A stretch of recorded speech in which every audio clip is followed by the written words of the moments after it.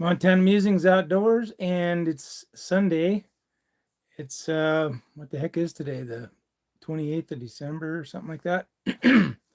so anyway, what I wanted to talk about tonight was the fact that I did finally get 1,500 subscribers thanks to all of you guys, and I just wanted to obviously thank everyone, and then just to remember that I was planning on giving away 52 pieces of 6/8 Western nickel plated brass, which I will be doing. And hopefully we'll get some people in here and we can start talking about it here before too long. So it's one of those times where, Christmas is over, the New Year's is coming. So I wasn't going to do a live this, in between the holidays, but there's really not much going on. So in my life anyway. Um, so I just thought, I do have some things going on, but all right, Karchner7, glad to see the growth of your channel. Hey, thanks, buddy. Um, you're part of the 6/8 Western Army, so you're a big, huge part of it. Eric 720, good to see you live. All right. So I'm glad you guys are in here. So as I've talked about in the past, I do have some nickel plated brass, once fired brass for 6/8 Western that I'm going to, hey, Rich B804, how's it going, man? Good to have you in here. So what I'm going to do is give that away. And what I'd like to do is just have you do, if you look in, it's Montana Musing 6.8 at gmail.com, or you can look at my homepage and it's in the channel description. If you didn't write that down, but if you will email me with probably 1,000-word essay on why you need some 6/8 brass free. I'm just kidding. I wouldn't make you do that. But anyway, just put in there, why, if you're just getting started with the 6/8, or you just want to, or you've been looking for brass and you can't find it, or depending on where you're at, it might be tough. Or you can't afford the ADG, you don't want to really get that stuff. So, hey, Washington Reloader, how's it going, man? And Hayes Jackson B57, how you doing? So, there's got to be reasons why you would want to use 52 pieces of brass. So the only thing I would say is, and I just watched a video with Reloading Weatherby, and he said the same thing. I don't know what it is about that nickel plating. It makes it a little harder. So I did try to reload some without annealing it the first time, and that did not work that well. And yeah, I'll get to that Arkin question there here in a second. But so what I would do is I'd make sure and anneal it, and then make sure that you lube the neck, inside of the neck, pretty good, because it just seems like it makes those dies work a little harder if you don't. Other than that, I did try some later that with by annealing it and giving it plenty of lube and stuff. I bought this stuff probably 14 years ago, and it doesn't take much. It lasts, I probably still have a half a tube left, and got Rich ready to move to Montana. There you go, buddy. But I've been using this 101 shot lately, and as long as you spray it down good, I have not had any stuck cases with that stuff. I've never had a stuck case with this, but if I was going to put a little extra lube on the neck on those, if you were going to, when you go to resize them, if you have any of this kind of stuff, Hornady also has a paste. There's quite a few other ones out there, but this stuff is really cheap and it lasts a long time. Just put a little extra lube in there and you should be okay. So, but that's what the plan is. I'm going to get have that giveaway, and by emailing me, you can send me your information and stuff when I kind of basically I'm just going to look them over. I'm not going to do a randomizing thing. I'm just going to see who seems to have the most need, because I think that's just where it should go. So anyway, so put in a good story and see what happens. So, but it's getting back to the Arkin. I have I have the SHJ, and I also have the 5-25 that is on my 6 arc. That's my PRS gun, and they're really, for the money, they're fantastic. On my 6 GT, I actually bought a Discovery Optics 5-25 just because everything I see says that they are a really good scope, and they actually may be a little better than the Arcan in some ways. The glass is really good. So I just decided to, pull the trigger and buy one that was, I think it was 330 or $40, something like that, on sale. So it was a really good, I've looked through it. I haven't got it mounted because I don't have the gun yet. It's still being built. So, but I have looked through it and did a quick unboxing of it a while back. And but that's what's going to go on that 6 GT. So I'm going to try that out this spring and get that thing dialed in. So that's going to be a lot of fun. And the other thing, I've been watching Dave Strohmeyer on Saddle Up Shooting. I don't know if you guys follow his channel, but he's a really good old guy. I think he's in Wyoming, and he's used to be a football coach, and he's just a, I don't know, the kind of guy that just, it seems like he'd be somebody you'd sit back, kick back, and have a beer with, So he's been shooting that 6.8 SPC too that he's got, and so I decided to go ahead and order one. And I have the guy, Scott Strohs over there at Gem State Firearms in Idaho, is having one put together for me. So that's to be coming, and shouldn't be too long. It'll be after the first of the year a little bit, but I should have that thing up and running by the middle of next month, I would guess. So anyway, let's see, Peter Kane.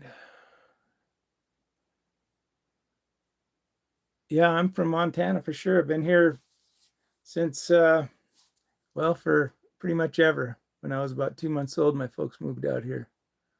So, anyway, that's what's coming down the pike with another 6.8. So we're going to stick to that 6.8 theme, and that's kind of where I'm going on that one. And really everything I've seen with it. I just got done making an order on Midway, and I'm going to get some 100 grain spears, just some hollow points to try out. And it looks like I've got to get some accurate 220 or 2200. And that seems to be what gives it the best velocity. And from what I've seen of Dave's shooting, it's pretty accurate as well. So, and yeah, so I'm pretty much been here my whole life. So anyway, but yeah, he's had pretty good luck with that thing, and you start running up. I think it'd make a great hunting gun. There's some Barnes makes a 95 grain. I think it's a TTSX that probably would be a pretty good hunting bullet. And of course, you could always go with I think they're 120 grain SSTs by Hornady. So you're going to lose some velocity there, but I see some of these lighter, like 90s. There's some 90 grainers. I think that with that A2200 is going somewhere around 2,900 feet per second. So not too shabby. So, but But anyway, that's what I got going on as far as plans with the new gun. So and let's see, I was going to, and as far as I don't know, we always got to stand up for the Second Amendment too while we're on our gun channels and stuff like that. So I know you probably guys have followed that the DOJ is suing DC over their ban of the AR, and also they're suing the Virgin Islands. So they're really pounding down on these people, but yet there's so many things that they're not doing for us. I mean, I don't like, let's just get the suppressor, let's get the NFA, get rid of it, and it shouldn't be there in the first place, so why have it? So what was my best bullet for the 6.8 Western? Well, so far I have not shot an animal with it, so as far as performance on an animal, I don't know, but the best stuff I've done on paper was the 155 LRXs, and they were they were averaging 3/4 of an inch between two different groups that I shot. One was 15/16 and the other was 9/16. So they were probably the most accurate, and of course I got the best velocity out of those two. So they were going 31-12, and that was with let's see, I was using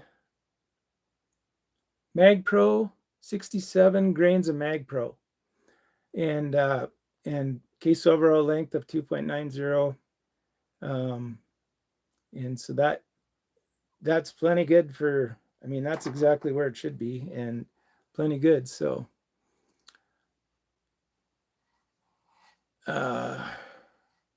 grandfather was Robert Emmett Smith. It's a bit surprising. Yeah. Yeah, I'd never heard that name, but I'm glad you got some Montana connections there, Candy Cane Can. So yeah, but yeah, Washington Reloader, that was my best performing bullet. The 165 shot pretty darn good. They averaged 29.62, and I think they were just maybe a hair over an inch grouping wise. So they were bumping up against what the factory ammo does, and I tried kicking them up a little more, a couple tenths of a grain at a time, and the velocity didn't change. So there's kind of a velocity node there where things flattened out, and that was the max load. So G23 Reviews, how you doing, buddy? Good to have you in here. Double tap the screen, y'all. It's free and helps the channel. Absolutely, I need all the help I can get. So let's see. Report the NFA OSHA over noise issues. They have the deep stick. Right. That is a good idea. I never thought of that.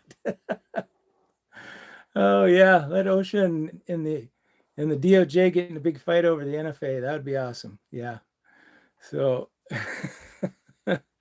but anyway, maybe someday we'll get rid of that thing. If we ever had any legislators or senators that would grow a pair, we might actually get something done. So, I mean, there's a few. I think was it Andrew Clive is his name, or Clyde? Obviously, you probably know about him. He's a gun shop owner, and he's in Congress there, and he's been a big push to get rid of this stuff. When they got rid of the tax stamp, they still wanted to keep the registry, and he sent them a letter along with 40 other guys that said, no, that's not the intention of this. If the tax goes away, the registration has to go away, because you can't register. It's illegal to register a non-taxed item. So hopefully we can keep going on this. And I don't know why Bondi is bucking this. It's just total BS. So anyway, that's kind of what's going on with the 2A stuff as far as the latest. I mean, there's all kinds of stuff going on. Four Boxes Diner, of course, and what's his name? Guns and Gadgets. They've always got updates all the time, every day. So, if you're following them guys, you're probably pretty well up to speed on everything. So, yeah, there, I've got like in my post, I don't know if you guys read the whole basically letter that I wrote for my post on the 1,500 subscribers, but got to give a big shout out to Alaskan Ballistics because he was a big help in me getting as far as I have. He's always been supportive, and you know, support small channels if you can. There's a there's a couple of others out there. I just shared a post by, oh gosh, my memory. It's get tough to get old, but it's secondhand reviews. That's what it is. And he does a really good review on optics. And you know, like C does, C does, and there's a few other guys that do really good reviews, and he does as well. So he's trying to grow his channel. He's at like a little over 500. So if you if you want to, yeah, John Crump News is awesome too, for sure. Amaland, he always writes for Amaland. So yeah, I shouldn't have forgot about him. So the it's just I lost my train of thought. I was reading reading some of the comments. But anyway, yeah, the reviews. So yeah, check out the small channels, give them some support, and especially if they do a good job, because Secondhand Reviews does, I think, a very good job. So that's just one guy that I've noticed that I've subbed to, and it would be good to help him out. So anyway, the DACA Friends 123 Trump. Yeah, I wished he would push Bondi a little harder in the 2A direction. So that's what I'm asking for. But got a gift from Anthony Felix 6238. And thank you so much. That's awesome. But yeah, the and I, like I say, I started. I don't know how, if you find why the MuSINGS is in there, is because when I started out, I was making singing videos. So anyway, and that was just by happenstance. I put a video up a long time ago, and I was trying to figure out how to do stuff on YouTube, and I didn't even know that it got uploaded until I was searching on YouTube, and all of a sudden, what's this? That's me. What the hell? So anyway, that's how this whole thing got started. But yeah, it's evolved quite a bit since then. So I got to step on my video production. Yeah, I just see you had one out here, and oh gosh, what the heck was that on? I think I watched it earlier today. So yeah, when everybody's busy with the holidays and stuff like that, it's kind of tough. And I used to try to do like 2 videos a week, and I honestly think it takes quite a bit more than that to grow your channel where you want it to be, and to do it in a way where YouTube doesn't mess with you too much. And that's kind of the hard part to figure out is like doing scope reviews. Just about everyone, and then some don't. And I don't know, every scope review, they don't allow it to be for all advertisers or something like that. So don't really understand that too much. I know they mention scopes in their things that they, when you go and check out their gun policies and stuff like that. But why would scopes be on there, for gosh sakes? I mean, it's an optical enhancer that has nothing to do with firing around or anything like that, really, because it's just for old guys like me that need help seeing stuff. So James Groner, 05W Trump. Yep. Give that guy a call and tell him to tell Bondi to back off on the NF on Steckman. She just keeps sticking her foot in there and keeping us from closing the door on the NFA. So yeah, we need to do something about that. A few of my friends have mentioned that recently YouTube has been cracking down. They have been. I've heard that from other guys too.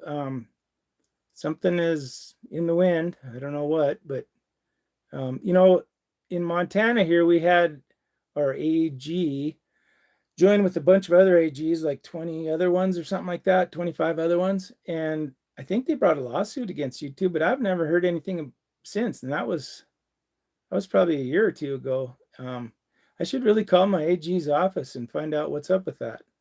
So, and I know they've got their policies and they're supposedly a private company, but when you're putting out stuff that people are putting out publicly all the time, then you should be able to do things that are within the law in your country and not get dinged for it. So, because everything we do with firearms in this that on here is 100% within the law. So I don't get it. But anyway, what other small channels are you subscribed to? Well, I don't bring a list with me, but let me think here if I can come up with another one off the top of my head. I know I got a bunch of them. If I'll try to mention them in videos coming up. Maybe I'll have a list of them at the end of a video or something like that, where I'll just kind of promote somebody or something like that. So because it's a lot of work. It took me probably going on 4 years where I was actually doing what I'm doing now to get here with the firearms and stuff industry. And because if you go way back, I do talk about my little town of Belair and stuff because I'm on the city council here, and I've been on for something like 12 years. I think you have to die to get off of it. It's the way it's looking anyway. So anyway, but so I used to do stuff promoting our little town and whatnot in Valier, Montana. So if you want to check them out, they're kind of cool. But yeah, it's taken a long time. But I think part of it is, I'm not young and I'm not cool like Donut Operator and stuff like that. Those guys. But those guys have been at it a long time too. So it just takes time. So I have 7 generations buried in the same cemetery in Montana. Wow, that is cool. A lot of history there. It would be. I was just watching a show on PB. I hardly ever watch PBS, but this one was on barns, so I had to watch it. And they were talking about the old barns that were built in like the 1890s, up to the 1920s, and how they were trying to save them, because when you see one of them old barns that's somebody has kept up and painted red and got white windows trim and all that kind of stuff, and they're still in great shape, it's like, you got to have a lot of respect for that family for holding on to those traditions. And so it was a good show.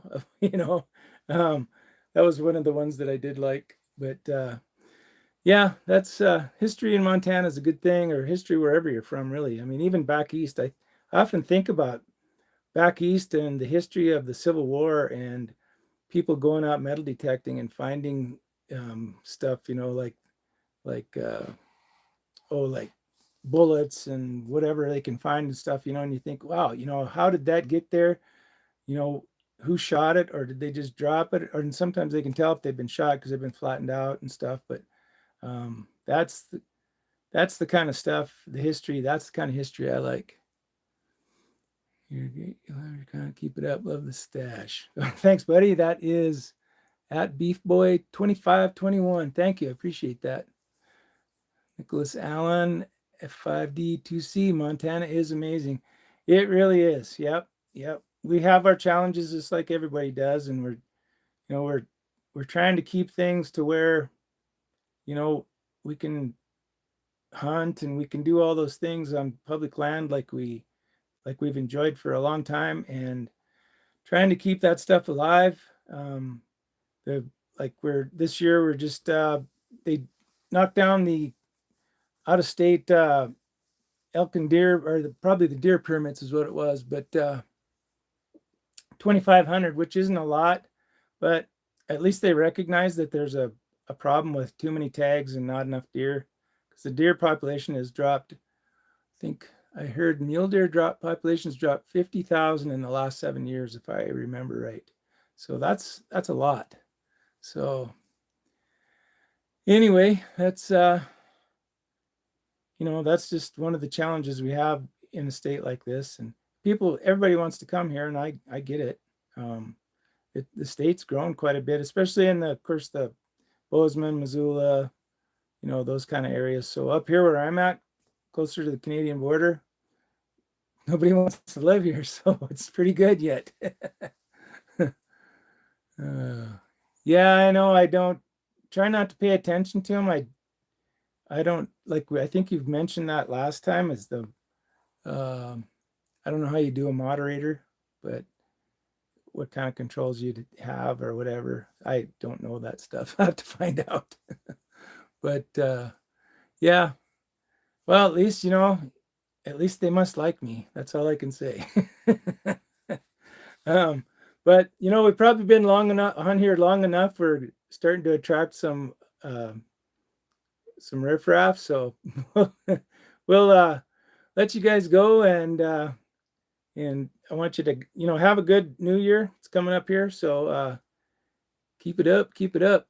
Most popular president ever. We seem to have less mule deer down here in the Bitterroot, so those numbers track. Yeah, I was doing some hunting down in the Bitterroot, and down in that 270 unit, and we were looking for elk, so we didn't have that deer tag. But it was we did see actually one really nice buck and three pretty young ones, 3-pointers, 2 to 3-pointers that were not fantastic, but okay.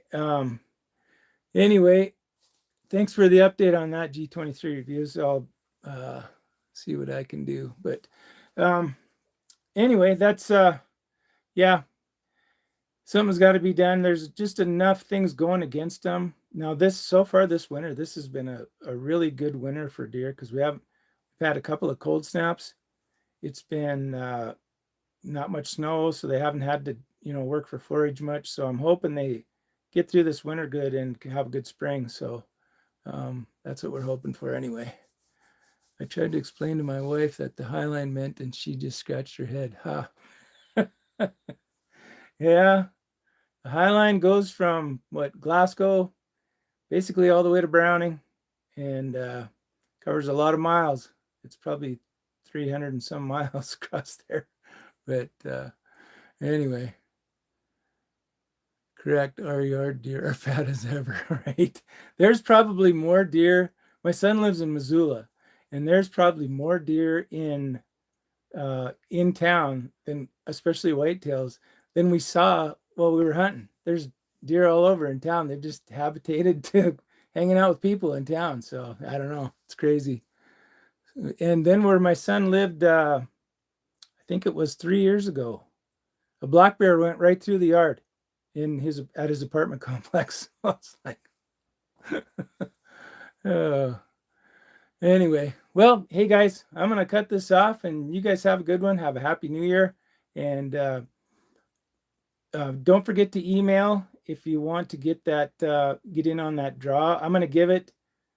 I'll probably do a couple more videos and stuff to give people a chance to, because not everybody watches these lives, and give people a chance to get in on that. And they can email me at that Montana Musings 6.8 at gmail.com and tell me a story, why you need 6.8 Western Brass. So, well, it'll be fun. So anyway, thanks a lot, guys. We'll catch you next time. Have a happy new year.